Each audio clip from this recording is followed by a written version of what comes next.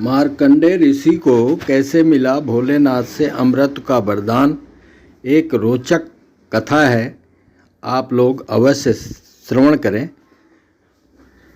हम सभी ने मार्कंडेय ऋषि का नाम सुना होगा, जिन्होंने मार्कंडेय पुराण की रचना की। यह पुराणों में प्राचीन व उत्तम पुराण माना जाता है, जिससे अग्नि, इंद्र, सूर्य आदि देवताओं के बारे में विवेचन है।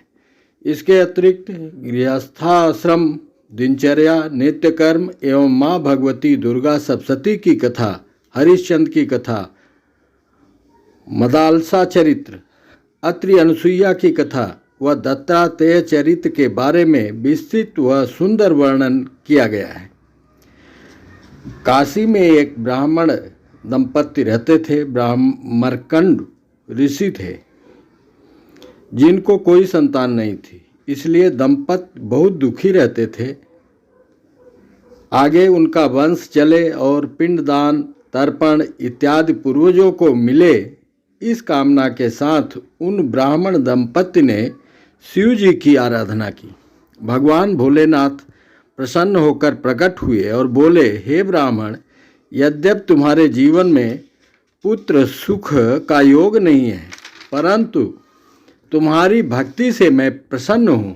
अब तुम यह बताओ कि तुमको गुणहीन दीर्घायु पुत्र चाहिए या गुणवान अल्पायु पुत्र। ब्राह्मण दंपति ने सलाह करके बोला, हे प्रभु, आप हमको गुणवान पुत्र ही प्रदान करें। भगवान भोलेनाथ ने तथास्तु कहकर बोले, हे ब्राह्मण, यह आपका पुत्र बहुत ही गुणवान और पिता व ऋषियों का आज्ञाकारी व सेवक होगा।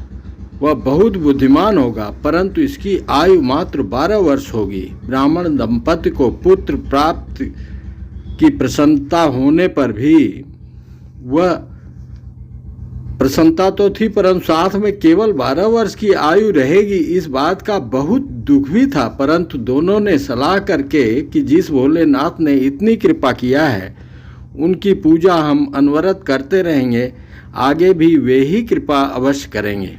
जब बालक 5 वर्ष का हो गया तो पिता ने बालक को सारी बातें बताकर बोले, पुत्र, अब तुम गंगा स्नान के लिए जो भी आए उससे दंडवत प्रणाम करके नित्य प्रति आशीर्वाद लेते रहो।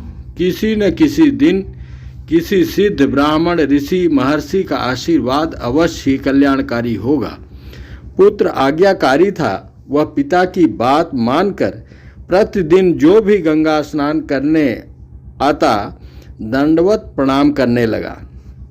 एक छोटा सा बालक दंडवत प्रणाम कर रहा है, इसको देखकर सभी का हृदय दया व करुणा से भर जाता और अनायास ही लोगों के मुख से बहुत से आशीर्वाद प्राप्त हो जाते। इधर पिता भी भोलेनाथ की आराधना करने के उपरांत इस बालक पर दूर से ही ध्यान रखते थे। बहुत दिनों तक यह दिनचर्या चलती रही। बालक पर इतने लोगों का हृदय से आशीर्वाद का फल ऐसा हुआ कि एक दिन ब्रह्म कुमार सनकादि ऋषिगण, सनक, सनंदन, सनकादि, सनत कुमार स्नान करने पहुँचे। इधर बालक ने दंडवत प्रणाम किया। ब्रह्म कुमारों ने चिरंजीवी भाव का आशीर्वाद दिया। उधर बालक के पिता मार्कंड ऋषि ने इन चारों कुमारों को पहचान लिया और दौड़ कर आए और ब्राह्मण प्रणाम करके बोले, हे सनकादि ऋषियों, आपका आशीर्वाद तो अमोघ है। आपने बालक को चिरंजीवी होने का आशीर्वाद दिया है, परंतु इस बालक की जन्म पत्री में अब केवल 2 वर्ष की आयु शेष बची है।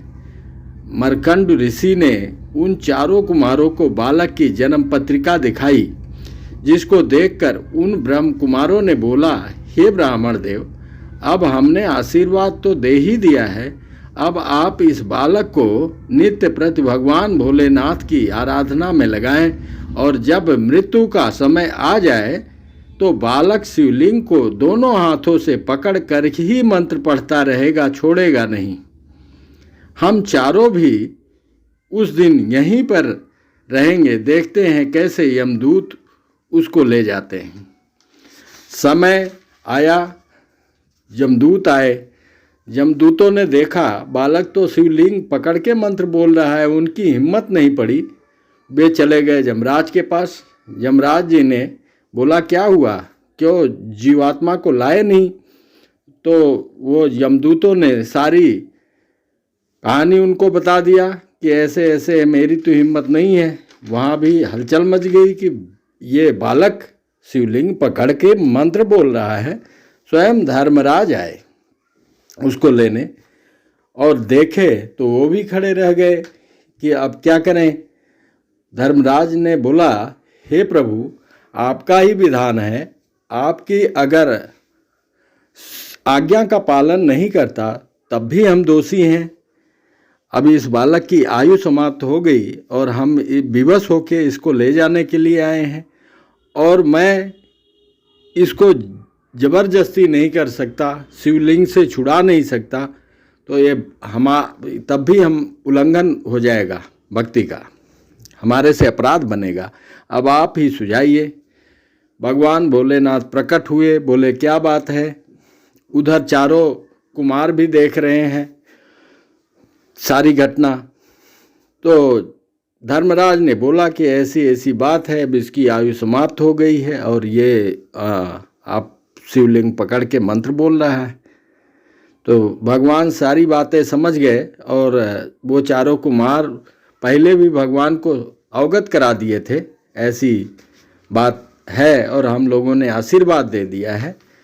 तो शिव जी प्रसन्न होकर बोले चलो कोई बात नहीं, 12 वर्ष है तो 12 वर्ष हमारे उम्र के हिसाब से आप इसको लगा दो। तो बोले हमारे उम्र, आपके उम्र के हिसाब से?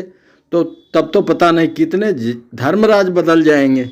तो बोले ऐसा ही हो, चाहे जो भी हो, हमारे उम्र से इस बालक की आयु लिख लो। बोले ठीक है, फिर तो हमारा कोई काम ही नहीं रह गया। हम तो क्या, ब्रह्मा जी भी, कई ब्रह्मा जी बदल जाएंगे, क्योंकि एक इंद्र का शासनकाल 72 चतुर्युग का होता है। इसलिए ब्रह्मा जी का एक दिन 1008 चतुर्युग का होता है, यानी ब्रह्मा जी के एक दिन में ही 14 इंद्र बदल जाते हैं। जब ब्रह्मा जी का 100 वर्ष पूरा होता है तो वे संपूर्ण संसार के साथ विष्णु जी के नाभि में प्रवेश कर जाते हैं, और जब विष्णु जी का 100 वर्ष होता है तो रुद्र का एक दिन होता है, और जब रुद्र का 100 वर्ष होता है तो महाविष्णु का एक दिन होता है। इस प्रकार मार्कंडेय ऋषि भगवान भोलेनाथ के कृपा से आज भी अमर हैं और चिरंजीवी हो गए। तो भाभिहु मेटि सकहि त्रिपुरारी। जय श्री राम। राधे राधे। जय श्री